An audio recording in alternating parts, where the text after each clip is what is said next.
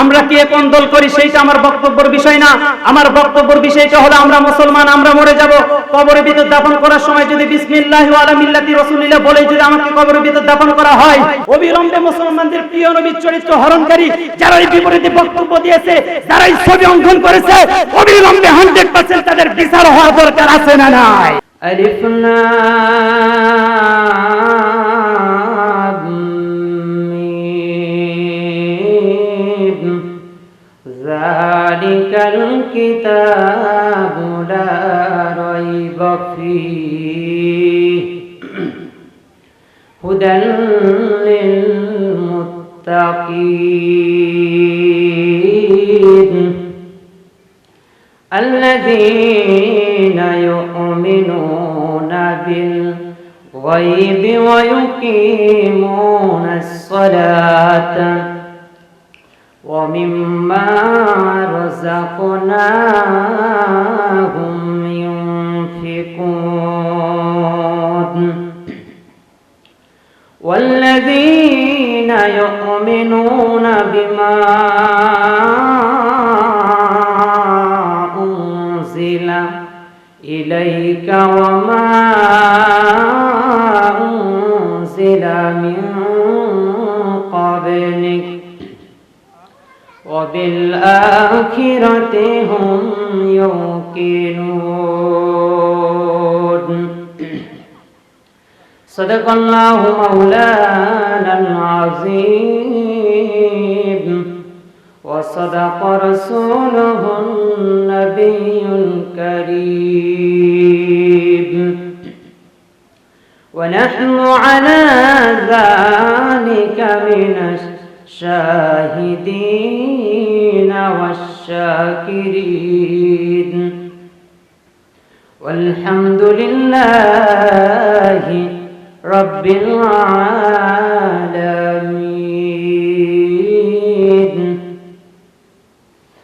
وقال رسول الله صلى الله عليه وسلم بلغوا عني ولو آية أو كما قال عليه الصلاة والسلام إن الله وملائكته يصلون على النبي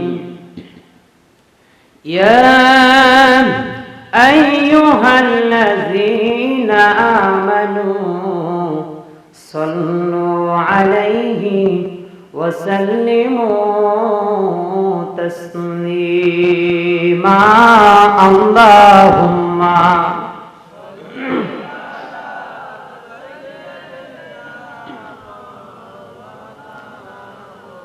وعلى آل سيدنا مولانا محمد اللهم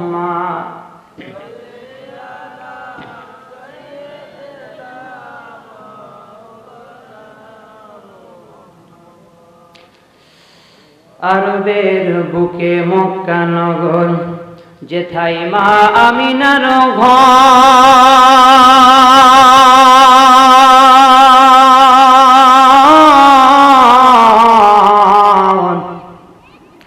খোদার করুণায় কাউসার হয়ে জোরসে শেখাই বারংবার আল্লাহুম্মা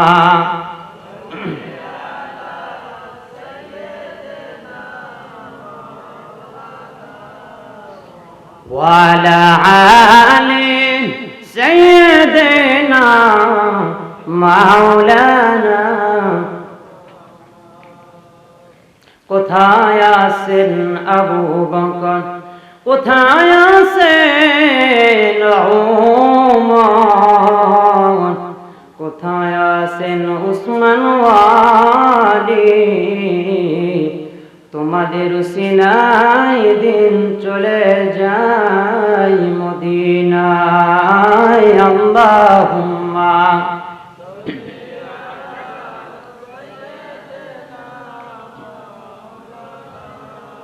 وعلى آل سيدنا مولانا محمد সবাই একটু আমার সাথে পড়ুন বালাগাল মাওলা বিকামালিহি কাশাফাত তুজা বিজামালিহি হাসনাতু জামিউ খিসালিহি সাল্লু আলাইহি ওয়া আলিহি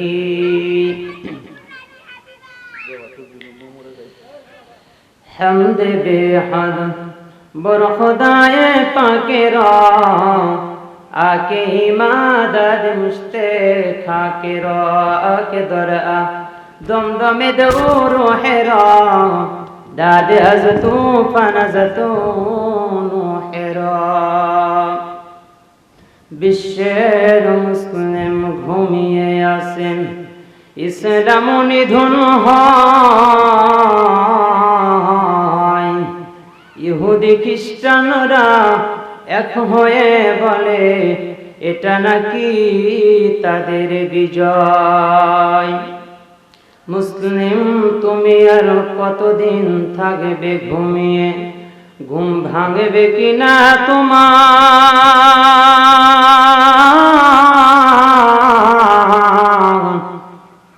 কতদিন করবে গোলামি, হারায়ে তেজ্য তোমার। যতই করো বাহাদুরি বন্ধু তুমি, একাদিন যাবে মরে।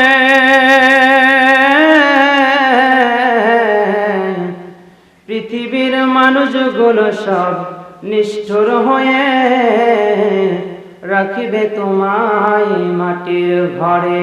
সাদা কাফন পরায়া বন্ধু তোমায় রাখিবে কবরে।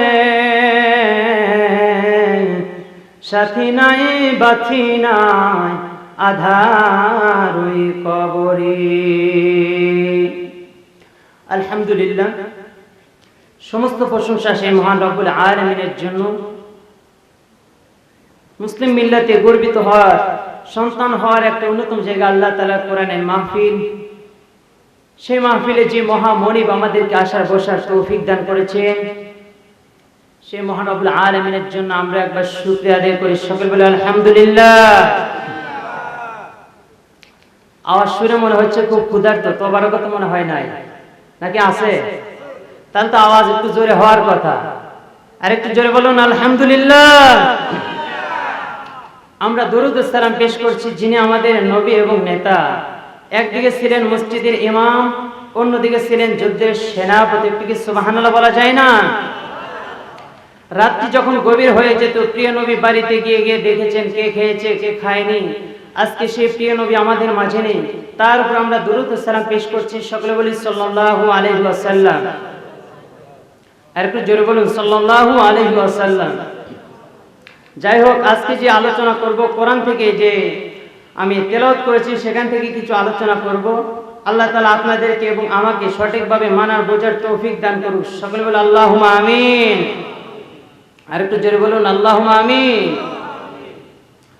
কোন জমিনের মাটি আমার হবে গোরস্থান। কোন জমিনের মাটি আমার হবে গোরস্থান। কাদের চোখের জলে আমি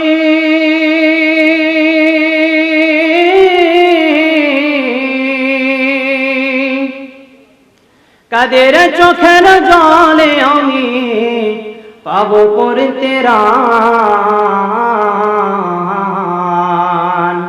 কোন জমিনের মাটি আমার হবে গোরস্থান। কারামাই গোসল দিবে, কে আনিবে কাফন।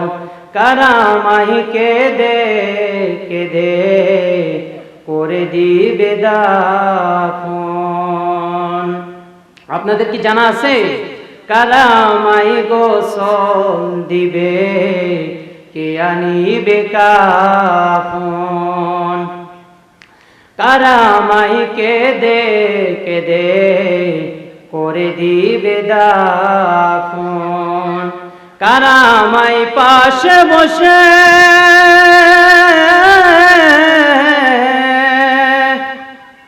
কারামাই পাশে বসে শোনাবে কোরআন, কোন জমিনের মাটি আমার হবে গোরস্থান। কার কাঁধেতে চড়ে আমি কবর দেশে যাব, জানি না কার মোনাজাতে খোদার রহম পাবো। কার কাঁধেতে চড়ে আমি কবর দেশে যাব, জানি না কার মোনাজাতে খোদার রহম পাবো। কার কারণে করবে ক্ষমা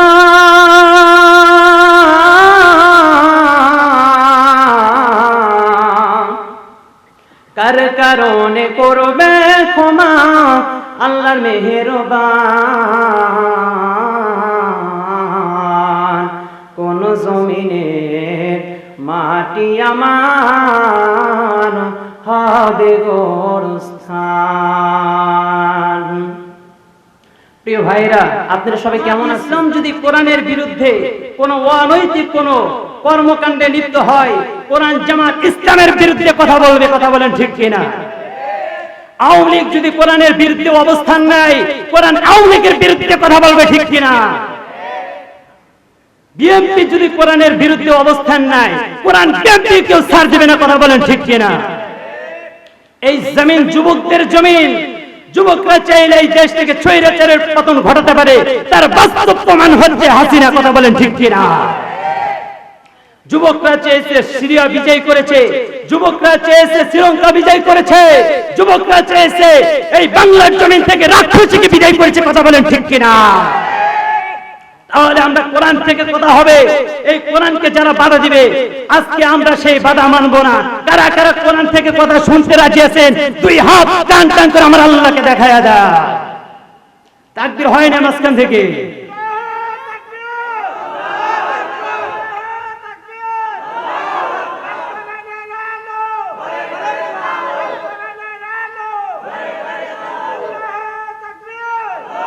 হাত নামান প্রিয় ভাইরা, আল্লাহ তাআলা কবুল করুক, সকল বলে আল্লাহুম্মা আমিন।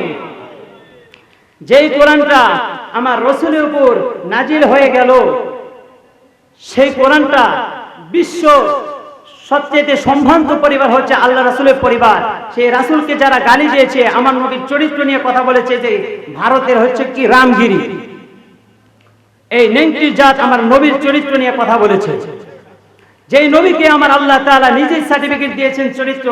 আল্লাহ তাআলা বলেন, ওয়া ইন্নাকা লাআলা খুলুকিন আযীম, হে নবী তোমার চরিত্র সার্টিফিকেট আমি আল্লাহ নিজেই দিয়ে দিলাম।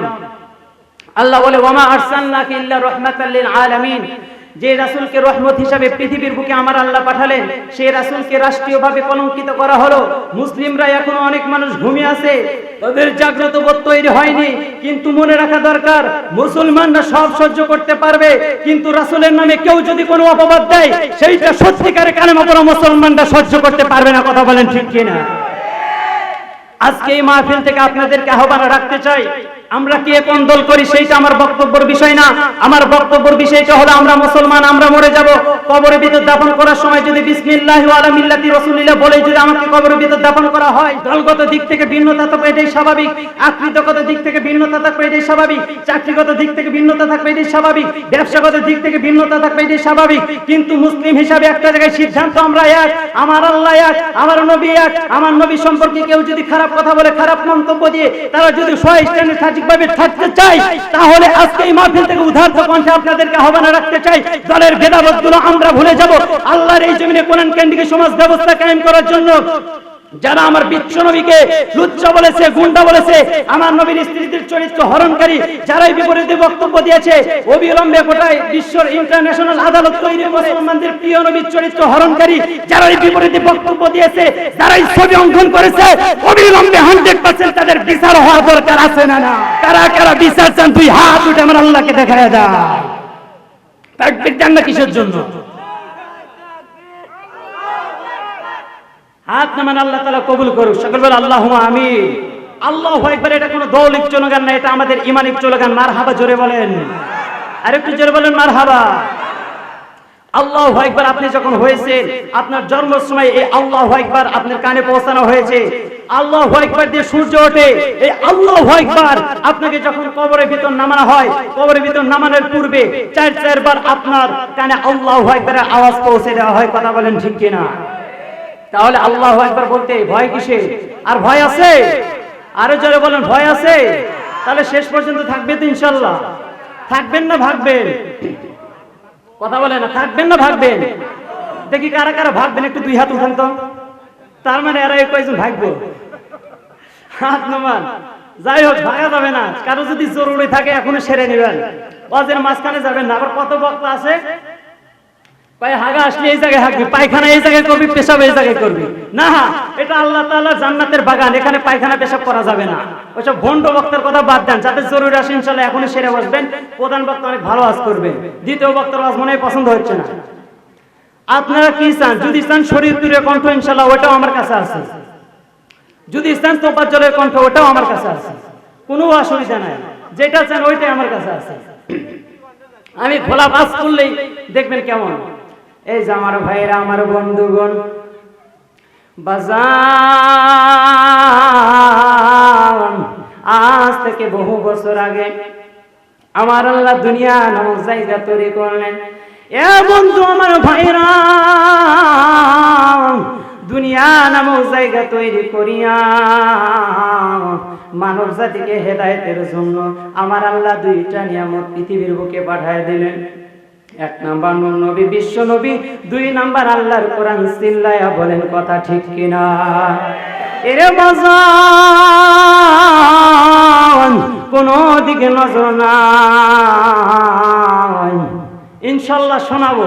পছন্দ আছে? পছন্দ হয়েছে? ইনশাআল্লাহ শোনাবো। কোরআন থেকে খাস খাস কথা বলে এরপর শোনাবো।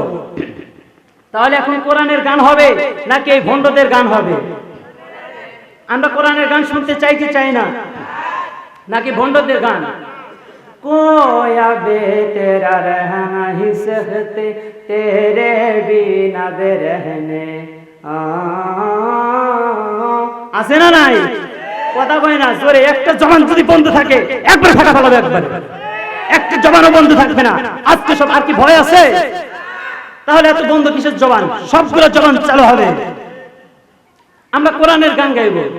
আবার গান গাই, বাদাম বাদাম দাদা কাঁচা বাদাম, আমার কাছে নাই তো বুবু ভাজা বাদাম। আমি বলি না, ওটা হবে না। আমাদের কোরআনের গান হবে।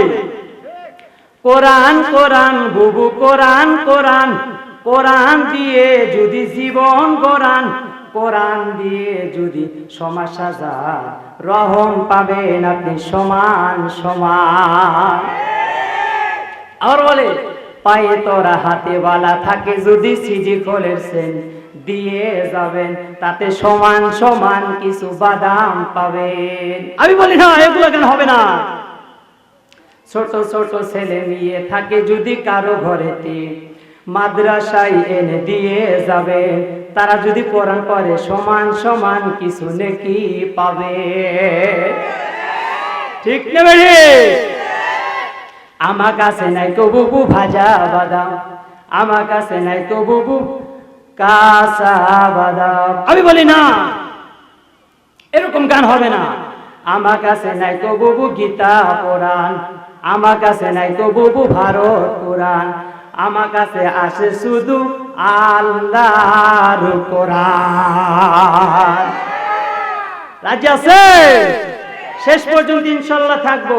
আমি যে কোরআন থেকে তেলাওয়াত করেছি সেখান থেকে কিছু কথা বলবো ইনশাআল্লাহ। আলোচনা এখনো শুরু করে নাই, আপনারা আবার মনে করেন না হুজুর খালি এইগুলো বলতেছে, আলোচনা কখন শুরু করব?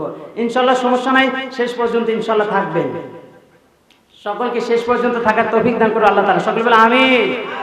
আমি যে কোরআন থেকে তেলাওয়াত করেছি আলিফ লাম মিম, এগুলো হচ্ছে হরফে মুকাত্তাত, এগুলো অর্থ আমার আল্লাহ তাআলাই ভালো জানেন। আল্লাহ বলে যালিকাল কিতাবু লা রাইবা ফি, এটা সেই কিতাব যার ভিতর কোনো ভুল নেই। কোরআনের ভিতর কোনো ভুল আছে? বোঝে না, কোরআনের ভিতর কোনো সন্দেহ আছে? আল্লাহ বলে ভুল নেই, সন্দেহ নেই, সন্দেহের অবকাশ নেই। কোরআনটা কেন দিলাম? হুদাল্লিল মুত্তাকিন, এটা হচ্ছে মুত্তাকিনদের জন্য হেদায়েত। সুবহানাল্লাহ বলে। মুত্তাকিন যারা হবে তারা কি করবে? আল্লাযীনা ইউমিনুনা বিল গায়ব, আল্লাহ বলে আমি যে অদৃশ্য, আমাকে যে দেখা যায় না, এটার প্রতি তারা ঈমান আনবে। আর যারা ঈমান আনবে তাদের নিয়ে কিছু আলোচনা করব, তাদের মৃত্যুটা কেমন হবে এ নিয়ে আলোচনা করব। সকলকে শোনার তৌফিক দান করো, সকলে বলে আমিন। 2 নম্বর হলো ওয়াকিমুনাস সালাত, আল্লাহ বলে আমি যে 2 নম্বর হলো নামাজটা দিয়েছি, নামাজটা কায়েম করতে হবে। 3 নম্বর হলো ওয়া মিম্মা রাযাকনাহুম ইউনফিকুন, আমি যে বান্দাদেরকে রিজিক দিয়েছি সেখান থেকে একটি অংশ আমি আল্লাহর জন্য ব্যয় করে দেব। এই কথাগুলো কার? আরেকবার বলুন কার? তাহলে আল্লাহ কোরআনের কথাগুলো শুনতে চাই কি চাই না? আওয়াজ হচ্ছে না। এই দেখি কারা কারা বিয়ে করে নাই, বিয়ে করে নাই কারা? হাত উঠান ধরে। চাচা, এক চাচা হাত উঠেছে, মনে আর একটা বিয়ে করবে। হাত নামান যারা যারা বিয়ে করে নাই, যুবকরা তোমরা একটু আল্লাহু আকবার বলো তো। আপনারা বলেন না, যারা বিয়ে করছেন আপনারা বলেন, আপনারা পরে, আগে যারা বিয়ে করে না তারা একটু হাত উঠাতো। তোমরা একটু বলো তো আল্লাহু আকবার। এবার তোমরা হাত উঠাও। এবার যারা বিয়ে করেছেন আপনারা একটু বলেন আল্লাহু আকবার। দেখি কাদের আওয়াজ বেশি। যাই, বিয়ালাদের আওয়াজই বেশি, মনে হয় বিয়ার একটা করা যায় আর কি। যাই হোক, যেটাই বলবো ইনশাআল্লাহ জোরে জোরে আওয়াজ দিবে। তাহলে যারা কোরআন মানবে তারা কি সুদ খেতে পারবে? আল্লাহ যে কোরআনের ভিতর সুদের কথা হারাম করে দিয়েছেন, ওয়া হাল্লাল্লাহু বাইয়া ওয়া হারামা রিবা, আল্লাহ তাআলা সুদকে হারাম করে দিয়েছেন এবং ব্যবসাকে হালাল করে দিয়েছেন। এই কথাগুলো কার? এক মসজিদে এক ইমাম বয়ান শুরু করছে, বয়ান শুরু করছে সুদের বিরুদ্ধে। মসজিদের সামনে বসে আছে কেশিয়ার সাহেব। কেশিয়ার সাহেব হচ্ছে সুদ খায়। কি খায়? সবাই বলে না, এই যে আমি বলছি তোমার যেন বন্ধ থাকে না। কি খায়? তখন সুদের বিরুদ্ধে ওয়াজ ধরছে। মসজিদের কেশিয়ার সাহেব খালি গলা খেয়ে বেঁধেছে, কেবল বলছে 1 টাকা সুদ খেলে মায়ের সাথে, কেবল বলছে কেশিয়ার সাহেব। তখন ইমাম সাহেব চিন্তা করছে, কে রে, আমি সুদের বিরুদ্ধে ওয়াজ করি, কেশিয়ারকে গলা খেয়ে মারি। তখন ওই চিন্তা করছে মনে হয় গলায় কিছু বাজেছে, ওই সুদের বিরুদ্ধে ওয়াজ করে গেছে। নামাজ শেষ হয়েছে, সবাই বের হতে হয়েছে, ওই সময় হাত ধরছে। পয়সা আচ্ছা হাত ধরলেন যে, তখন বলতেছে বেতন মাস গেলে বেতন কে দেয়? পয়সা আচ্ছা আপনি দেন। আমার বিরুদ্ধে ওয়াজ করে। পয়সা আচ্ছা আপনার বিরুদ্ধে তো ওয়াজ করি না, সুদের। এই মিয়া, সুদের বিরুদ্ধে মানে আমার বিরুদ্ধে, আমি সুদ খাই। পয়সা আচ্ছা আগে যদি জানতাম যে আপনি সুদ খান, তাই কি আর সুদের বিরুদ্ধে ওয়াজ করি? আমি যতদিন এই মসজিদে আছি ততদিন আর সুদের বিরুদ্ধে ওয়াজ করবো না। তখন বলতেছে যাও, আরো 500 বেতন বেড়ে গেল। পরের সময় এসে বলতেছে আর রাশি ওয়াল মুরতাশি কিলাহুমা ফিন্নার, যে ব্যক্তি ঘুষ খাবে এবং ঘুষ দিবে উভয়জন জাহান্নামী। তখন মসজিদে সভাপতি হলো কাস্টম অফিসার, মাঝে মাঝে জুমার নামাজ পড়বার আসে, ওই দিন আবার হঠাৎ করে আসছে। তখন ঘুষের বিরুদ্ধে ওয়াজ করছে। তখন কেশিয়ার সাহেব সভাপতি সাহেব খালি কেনে দেয় ভূতা হয়, কে রে? কেশিয়ার সাহেব চিন্তা করে গত জুমায় আমার বিরুদ্ধে ওয়াজ, এ জুমায় আবার সবার বিরুদ্ধে কি কয়।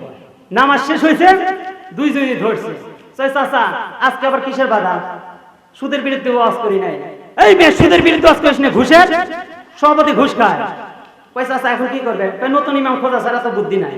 তখন বলতেছে, কান ধরে বলতেছি যতদিন এই মসজিদে আছি ঘুষের বিরুদ্ধে ওয়াজ করবো না। তখন বলতেছে যা, আরো 500 বেড়ে গেল। পরের জুমায় এসে বলতেছে সুদের বিরুদ্ধে ওয়াজ করা যাবে না, ঘুষের বিরুদ্ধে ওয়াজ করা যাবে না। আর দায়ুসুনা ইয়াদখুলুল জান্নাত। সাহাবীরা জিজ্ঞেস করলেন, ওগো আল্লাহর নবী, দায়ুস কোন নারী? আল্লাহ রাসূল বললেন, দায়ুস কোন নারী না, দায়ুস ওই সকল পুরুষ যাদের অধীনে নারীরা পর্দা করে না। তখন একটা মুসল্লির বউ পর্দা করে না, সবাই গলা খেকে মারতেছে। তখন চিন্তা করতেছে নামাজ শেষে, ভাই তোকে আর রাখা গেল না, তুই চলে যা। মুসল্লি সব খেপে গেছে, বেড়ে কিন্তু বাটাম ফাটা ভালো। ওই সময় চিন্তা করতেছে না আমি আর ওয়াজি করব না। পরের সময় এসে বলতেছে যা করো করো খালি নামাজ পড়ো, যা করো করো খালি নামাজ পড়ো রে। তখন সব মুসল্লি বলতেছে ইমাম সোজা হয়া গেছে রে। আমাদের মনে তো চাকরি বাঁচানোর জন্য গরিব মৌলবী সুদের কথা, এই হক কথাগুলো বলতে পারে না, সুদের বিরুদ্ধে কথা বলতে পারে না। আর যদি এমপি মন্ত্রী যদি ইমাম হলেনি, যদি শুনলেনি যে কেশিয়ার ঘুষ খায়, সভাপতি সুদ খায়, তখন বললেন সাথে সাথে এক পাল্টা, এই সালাক পাল্টা। কারণ সুদারও কোনদিন মসজিদ কমিটির মধ্যে রাখা যায়, কথা বলে না। ঘুষারও কোনদিন মসজিদ কমিটির মধ্যে রাখা যায়। যে ব্যক্তি 5 ওয়াক্ত নামাজ মসজিদে না পড়বে তাকে মসজিদ কমিটির মধ্যে রাখা যাবে? রাখা যাবে? আমাদের মধ্যে এই চাকরি বাঁচানোর জন্য হক কথাগুলো বলতে পারতেছি না। ইনশাআল্লাহ আজকে বলবো, এখানে বাধা দেওয়ার মতো তো কেউ নাই নাকি? যাই হোক, 3 নম্বর কি বলছিলাম, অমিম্মা রাযাকনাহুম ইউনফিকুন। আল্লাহ বলে আমি যে রিজিকটা তাদেরকে দিয়েছি সেখান থেকে একটু অংশ আমি আল্লাহর জন্য ব্যয় করবে। আমি তেলাওয়াত করেছি সূরা বাকারা। বাকারা অর্থ হচ্ছে গাভী।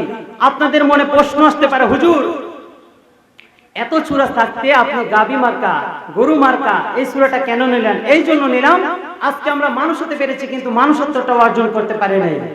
কথা বলেন না কেন? মানুষত্বটা অর্জন করার জন্য সূরা বাকারা। এই জন্য আলোচনা তেলাওয়াতের মাধ্যমে ইনশাআল্লাহ শুরু করে দেব। আর বলেছিলাম আল্লাযীনা ইউমিনুন, তাদের মৃত্যু কেমন হবে। আর মা বোনেরা মনে হয় ভাবতেছে যে শুধু পুরুষদের বিরুদ্ধে ওয়াজ করতেছে, মহিলাদের ব্যাপারে কিছু বলবো না। অবশ্যই বলবো। মা বোনেরা যে জান্নাতে যাওয়া একদম সহজ। মা বোনদের 4টা কাজ করলেই মা বোনেরা জান্নাতে যেতে পারবে ইনশাআল্লাহ। কেউ না শুনে যাবেন না, এই 4টা কাজ অবশ্যই বলবো। আর স্বামী তার স্ত্রীকে 3 জায়গায় চুমা দিবে এবং স্ত্রী তার স্বামীকে 3 জায়গায় চুমা দিবে। এগুলো এই 7টা হলো না, 4টা 3টা 7টা, এই 7টা জিনিস শুনে অবশ্যই যাবে। সকলেই শেষ পর্যন্ত থাকবেন ইনশাআল্লাহ। ইন্নাল্লাযীনা আমানু, নিশ্চয় যারা ঈমানটা নিয়ে কবরের ভিতরে যেতে পারবে সুসংবাদ তাদের জন্য আল্লাহ দিচ্ছেন। একটু সুবহানাল্লাহ জোরে বলেন। আমার ভাইরা, যেই বাড়িতে আমি বিশ্রাম নিলাম, অনেক সুন্দর বিল্ডিং বাড়ি, নিজেকে প্রশ্ন করলাম বিল্ডিংওয়ালা মানুষ তুমি, একদিন তোমার ভিতর থেকে রূহটা যখন বের হয়ে যাবে, আল্লাহর কসম করে বললাম এই গ্রামে এমন কোন মানুষ নাই, মানুষ না, মানুষ যদি খাটের উপর মারা যায় ওই লাশটা কিন্তু আপনারা খাটের উপর রাখবেন না, ওই লাশটা আপনারা ঠান্ডা মাটির উপর বসে আছেন এমন ঠান্ডা মাটির উপর শোয়া দিয়ে দিবে। একটু কথা বলেন ঠিক কিনা? ঠান্ডা মাটির উপর শোয়া দিয়ে দিবে। আমার ভাইরা, সন্তান বিদেশে থাকুক যেখানে থাকুক না কেন, আমার ভাইরা ও দুনিয়া বাজারে যা হবে, পুরুষ যদি হয় 3টা কাপড়ের কাপড় আনা হবে, মেয়ে যদি হয় 5টা কাপড়ের কাপড় আনা হবে। আওয়াজ করে বলুন তো কাফনের রংটা হবে কেমন? আরেকবার বলুন কেমন? আনবে সাদা কাপড়।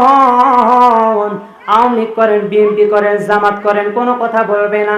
ওই লাশটাকে যখন ঘরের ভিতর থেকে বের করার জন্য চেষ্টা করবে, হাদিসের ভিতরে পড়ে দেখলাম মুর্দা ব্যক্তি তখন চিৎকার করে করে বলবে তোমরা কারা?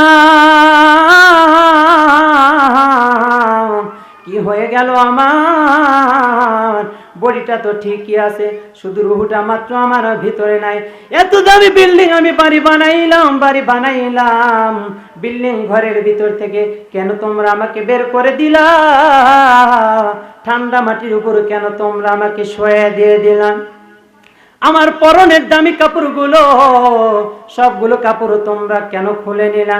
কোনো কথা আমরা শুনবো না।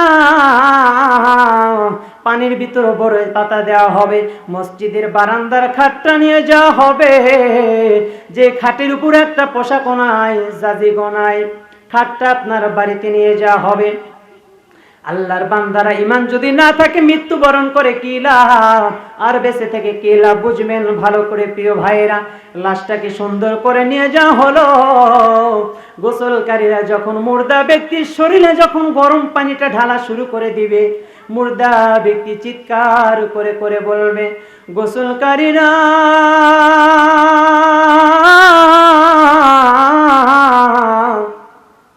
ছেলে আমার আপন করলো না, স্ত্রী আমার আপন করে রাখতে পারলো না, পর করে দিল তারা।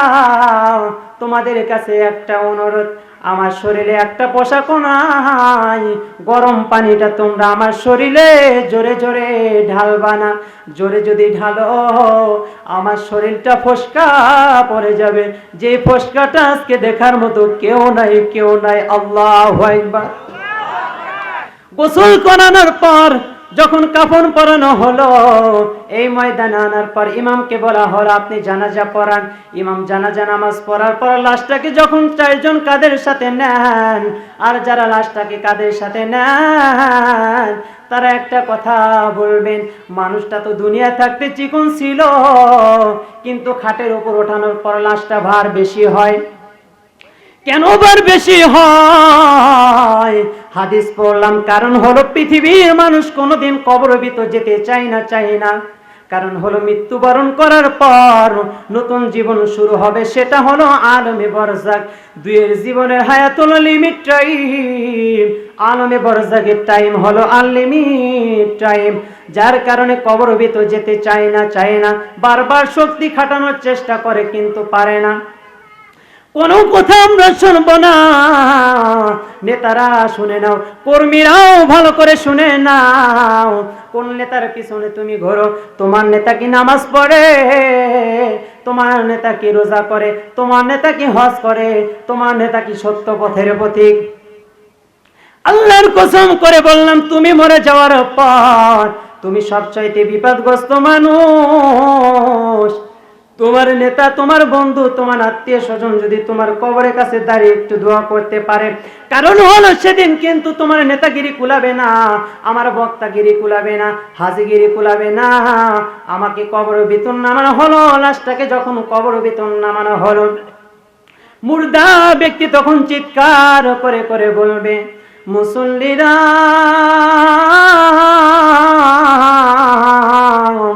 ছেলে আমার আপন করলো না।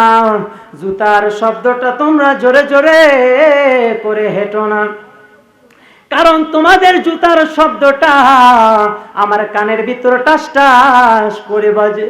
মুসল্লিরা অনুরোধ করে বলি রে, জুতার শব্দটা তোমরা জোরে করে হেঁটো না, একটা কথাও আমাদের কানের ভিতরে ঢুকবে না।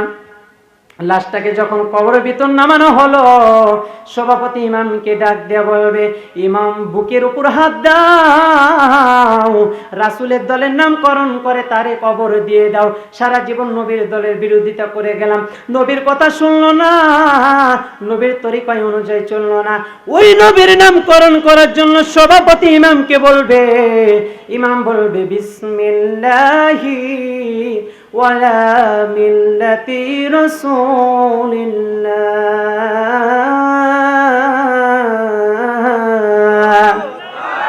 আরেকটু জোরে বলুন আল্লাহু আকবার। আমরা কি করব? সুন্দর করে বাঁশ ঝাড় থেকে বাঁশ কেটে ঢাওর দিব, তালায়ে বিছাবো। মিনহা খলাকনাকুম ওয়া ফিহা নুঈদুকুম ওয়া মিনহা নুখরিজুকুম তারাতান উখরা বলে 3 মুষ্টি মাটি দিয়ে যখন বলবো কবর ছেড়ে দাও,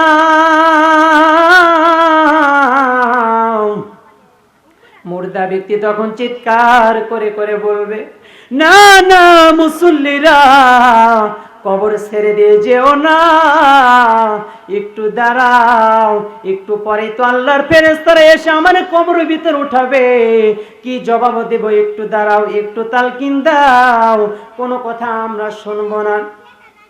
মানুষ মাটি দিয়ে যাওয়ার পর কবরস্থানে এসে দেখবেন, যদি কোনো বকরি বেঁধে রেখে দেন, যদি কোনো গরু বেঁধে রেখে দেন, দেখবেন যদি ওই কবরের শাস্তি হয়, দেখবেন ওই গরু ছোটার জন্য চেষ্টা করবে, দৌড়াদৌড়ি করবে।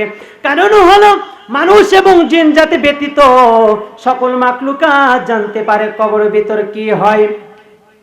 কারণ হলো ওয়ামা খলাকুতুল জিন্না ওয়াল ইনসা ইল্লা লিয়াবুদুন।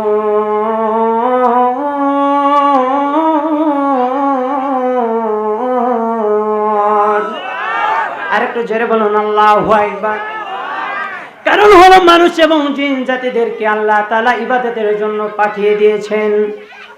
মুর্দা ব্যক্তি যখন বলবে মুসল্লিরা কবর ছেড়ে দিয়ে যেও না, একটু দাঁড়াও, একটু পরে তো আল্লাহর ফেরেশতারা আসবে। এই যে বললাম ইন্নাল্লাযীনা আমানু, ইমানটা নিয়ে যারা কবরের ভিতর যেতে পারবে আল্লাহর বান্দারা, কেউ বলেছে 30 কদম, কেউ বলেছে 40 কদম সরে আসার পর কবরের ভিতর ফেরেশতা যাবে। প্রশ্ন করবে কতদিন সভাপতি করে গেছো এইটা বলবে না, কতদিন ওয়াজ করে গেছো এইটা বলবে না, কতদিন হাজিগিরি করে গেছো এইটা বলবে না, একটা কথা শুধু বলবে ও আল্লাহর বান্দা বান্দি বলো তো তুমি, তোমার মা নাই, বাবা নাই, বন্ধু বান্ধব কেউ নাই, একটা প্রশ্ন করব জবাব যদি দিতে পারো তোমার কবর হবে সুখময়। প্রশ্ন করা হবে মান রব্বুকা, বলো তো তোমার রব কে। ঈমান নিয়ে যদি কবরের ভিতর যেতে পারে অটোমেটিকলি আপনার রূহের পক্ষ থেকে জবাব হয়ে যাবে রব্বি আল্লাহ। সুবহানাল্লাহ, আরেকটু জোরে বলুন সুবহানাল্লাহ। এর নাম হলো ঈমান। ঈমান যদি থাকে আল্লাহ রাসূলকে কবরের ভিতর হাজির করা হবে। আল্লাহ রাসূলকে দেখা মাত্রই ফেরেশতারা বলবে মান হাযা রাজুলুন, ও আল্লাহর বান্দা বান্দি বলতে এই লোকটাকে, নবীর কোনোদিন দেখি নাই, কিন্তু আল্লাহর প্রতি এবং নবীর প্রতি আমাদের ঈমান থাকার কারণে নবীকে দেখা মাত্রই আমরা বলবো মান হাযা রাজুলুন মুহাম্মাদুর রাসূলুল্লাহ সাল্লাল্লাহু আলাইহি সাল্লাম। আর একটু জোরে বলেন সাল্লাল্লাহু আলাইহি সাল্লাম।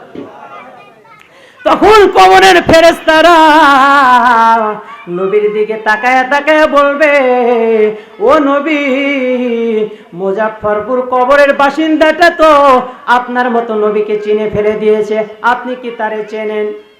আল্লাহ রাসূল বলবে ফেরেশতারা শুনে নাও, ওই কবরের বাসিন্দাটা তো আমি নবীর দলের লোক।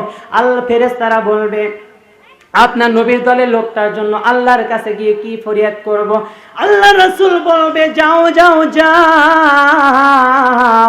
আমার মালিকের কাছে গিয়ে বলো, রফিকে ওয়ালা আল্লাহর দরবারে গিয়ে বলো আমি নবী এই কবরের উম্মতটার জন্য আল্লাহর কাছে জান্নাত চাই, জান্নাত চাই। সুবহানাল্লাহ।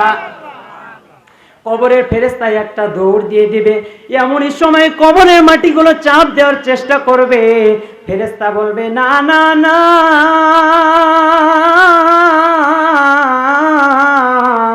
কবরের মাটি তুমি চাপ দিও না, আমি যাচ্ছি আল্লাহর কাছে অনুমতির জন্য। একটা দৌড় দিয়ে দিবে, আল্লাহর কাছে গিয়ে বলবে আল্লাহ মুজিবুর কবরস্থানে গিয়েছিলাম তোমার বান্দাকে প্রশ্ন করার জন্য, তোমার বান্দা জবাব দিল না, কোরআন তার পক্ষে জবাব দেওয়ার জন্য হাজির হয়ে গেল।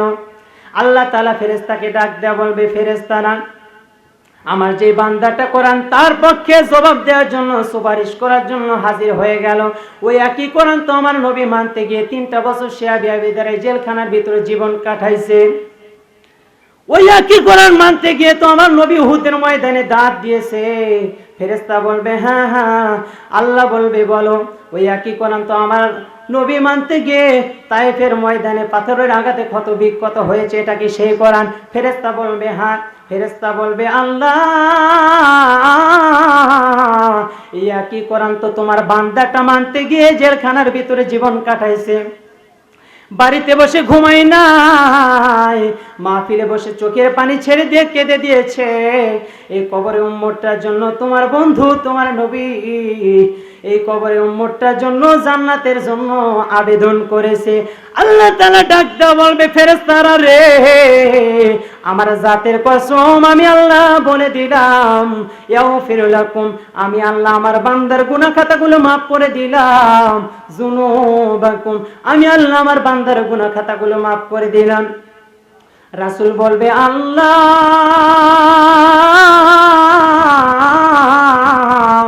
তুমি শুধু তোমার বান্দার গুনাহ খাতাটা মাফি করে দিলা, কিন্তু তুমি কি বলবা না, সবাই তো তারে রেখে গেল মাটির কবরে, তোমার বান্দাটাকে সারাটা সময় মাটির কবরের ভিতর থাকবে। আল্লাহ বলবে বন্ধুরে না না না, ওয়াইদখিলকুম, আমি আল্লাহ ঘোষণা করে দিলাম জান্নাতিন তাজরি মিন তাহতিহাল আনহার।